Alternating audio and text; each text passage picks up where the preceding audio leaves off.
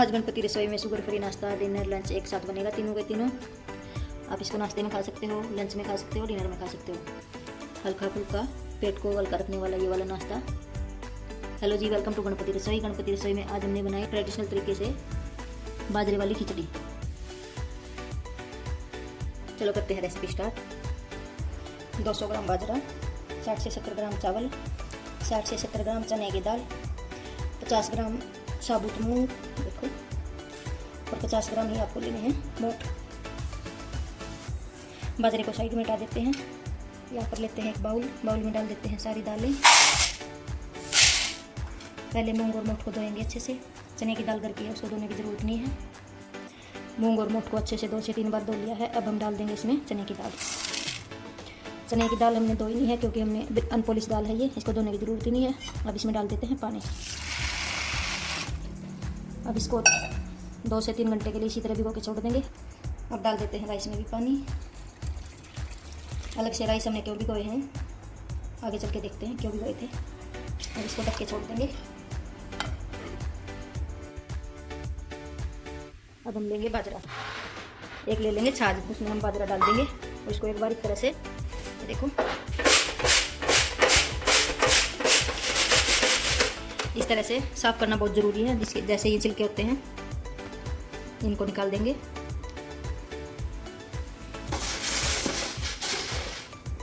ये देखो इस तरह से बाजरे को अच्छे से साफ करके अब हम डाल देंगे एक बड़े से बर्तन में। ट्रेडिशनली तो ये जो बाजरा होता है ना, ये ओखली में डाल के ही भिगोना होता है, लेकिन आज हम सर्दी में पहली बार बाजरे की खिचड़ी बना रहे हैं। पहले इसमें भिगोएंगे ओखली को, फिर साफ़ करेंगे, फिर ओखली में डालेंगे। अब हमें क्या करना है, थोड़ा सा इसमें पानी डाल देना है, इस तरह से हाथों से मिक्स कर देना है। इसको भिगो के इस तरह से अब इसको छोड़ देंगे 5-10 मिनट इसी तरह से भिगो के छोड़ देना है। फिर उसके बाद देखते हैं आगे क्या करना है। ये देखो ओखली को हमने अच्छे से साफ़ कर लिया है, बाजरा भी फूल चुका है अच्छे से। अब इसको इसमें डाल देते हैं, ऊपर हाथ से मिला लेते हैं इस तरह से। अब हमने ले लिया है मसल। अब इसको इस तरह से हल्के हाथों से, ज़्यादा ज़ोर ज़ोर से नहीं बजाना, इसको हल्के हाथों से लगाना है इसमें इस तरह से।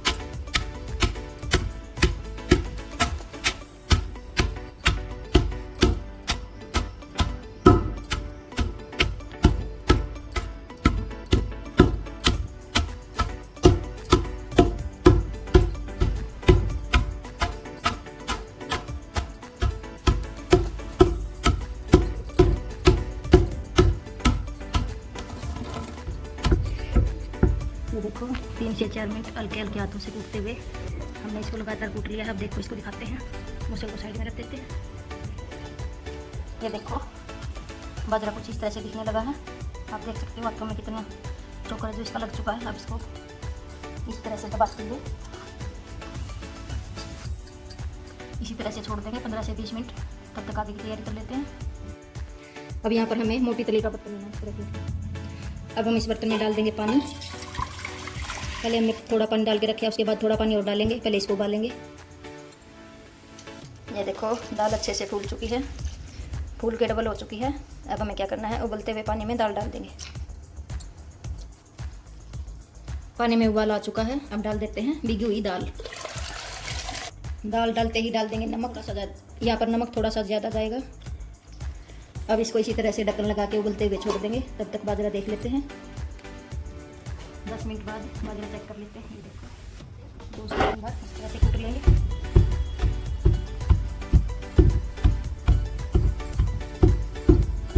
अब इसको किसी छाछ में फिर से निकाल लेते हैं।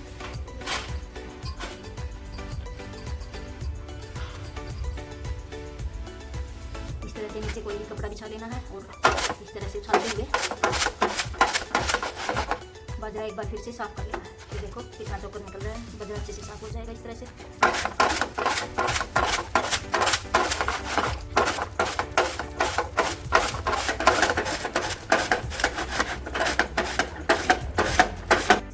ये देखो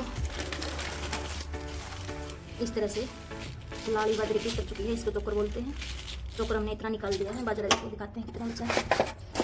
इस तरह से बाजरा साफ कर लेना है। एक बार फिर से बाजरे को कूट लेते हैं। बाजरा फिर से ओखली में डाल लेते हैं।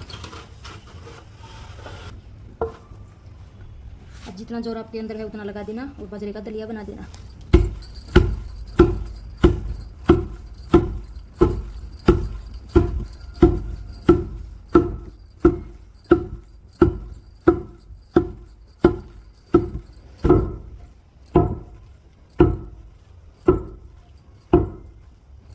ये देखो 3 से 4 मिनट में ही हमने बाजरे को अच्छे से कूट लिया है। अगर आप इससे बारीक खाना पसंद करते हो तो थोड़ा सा बारीक कूट लेना। हम तो मोटा मोटा पसंद करते हैं, हमने मोटा मोटा कूट लिया है। अब इसको निकाल लेते हैं।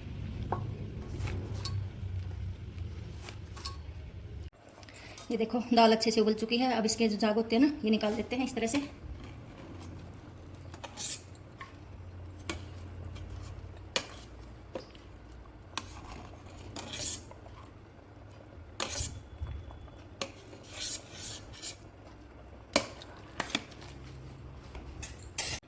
अब हम एक बर्तन में लेंगे गुनगुना पानी। दाल में हमने पहले थोड़ा पानी डाल के रखा था, इसलिए क्योंकि हमने बाद में पानी लेना था। अगर डायरेक्ट हम बाजरा उसी में डालते हैं तो लम्स पड़ने के चांसेस होते हैं, इसलिए हम गर्म पानी में ही बाजरा इस तरह से घोल लेंगे। हल्के गुनगुने पानी में ये देखो अपने आप मिक्स हो जाएगा, ये लम्स भी नहीं पड़ेंगे। इस तरह से आप लम्स पर ही खिचड़ी बना सकते हो। ये देखो यहाँ पर हल्का गुनगुना पानी लेना है आपको, चम्मच की सहायता से इस तरह से मिक्स कर लेना है। अब उबलती हुई दाल में बाजरा डाल देंगे इस तरह से। अब इसको इसी तरह से चलाते रहेंगे, छोड़ना नहीं है यहाँ पर बाजरा डालने के बाद, तब तक उबाल ना आ जाए।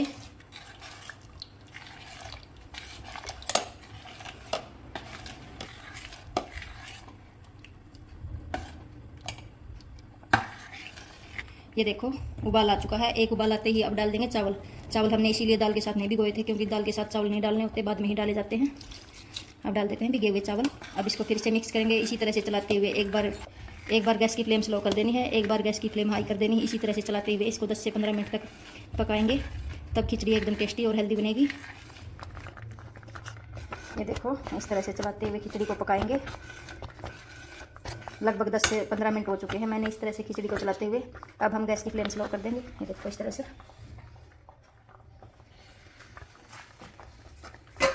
अब खिचड़ी को ढक के पकाएंगे 5 से 7 मिनट इसी तरह से। ये देखो 15 से 20 मिनट बाद खिचड़ी हमारी बन चुकी है। ये देखो इसको बनाने में लगभग 30 से 40 मिनट तो लगेंगी ही लगेंगी। अब हमें क्या करना है, इसी तरह से इसको ढक के 2 मिनट और पकाएंगे, फिर ढक्कन बंद करके ऐसे ही छोड़ देंगे। जिस तरह से कुकर की विसल छोड़ते हैं ऐसे ही भाप बना के छोड़ देंगे। इसमें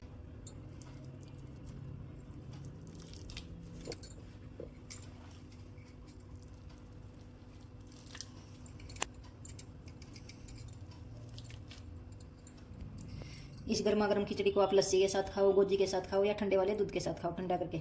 इसी तरह से देसी घी के साथ भी खाई जाती है।